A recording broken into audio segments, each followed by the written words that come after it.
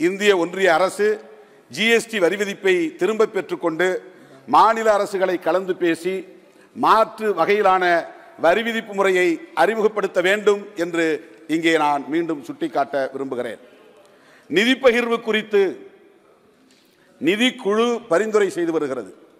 14வது நிதிக்குழு மாநில அரசுகளுக்கு 42% நிதியை பகிர்ந்தளிக்க வேண்டும் என்று கூறியது. 15வது நிதிக்குழு மாநில அரசுகளுக்கு 41% மொத்த வரி வருவாயில் நிதியை பகிர்ந்தளிக்க வேண்டும் என்று பரிந்துரைத்திருக்கிறது.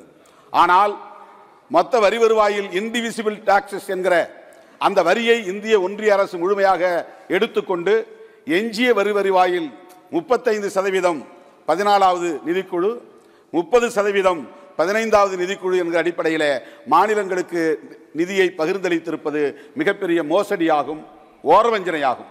எனவே இந்த 16வது நிதிக்குழுவில் நீதியை நிலைநாட்டக்கூடிய வகையில் மாநில அரசுகளுக்கு நேர்மையான முறையில் நிதியை பகிர்ந்தளிக்க வேண்டும்.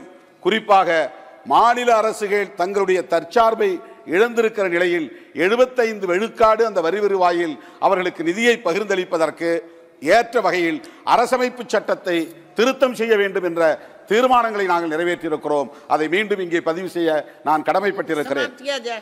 அடுத்து வாக்குப்பதிவு எந்திரங்களில் ஒப்புகை சீட்டு 100 விழுக்காடு இணைக்கப்பட வேண்டும்.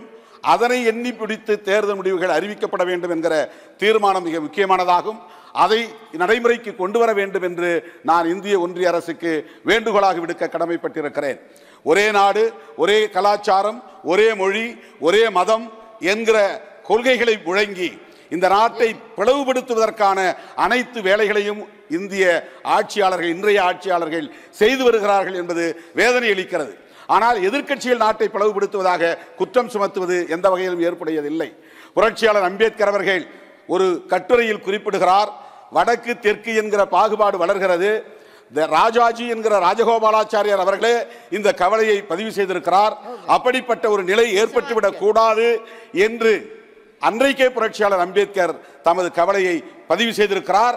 அந்த நிலையை உருவாக்கக்கூடிய வகையில் இன்றைக்கு செயல்பட்டு வருவது இந்திய ஒன்றிய அரசுதான் என்று நான் குற்றம் சாட்ட விரும்புகிறேன். கடைசியாக ஒரே ஒரு வேண்டுகோள், கர்பூர் தாக்கூர் அவர்களுக்கு பாரத ரத்னா விருது வழங்கியதை நான் வரவேற்கிறேன், பாராட்டுகிறேன்.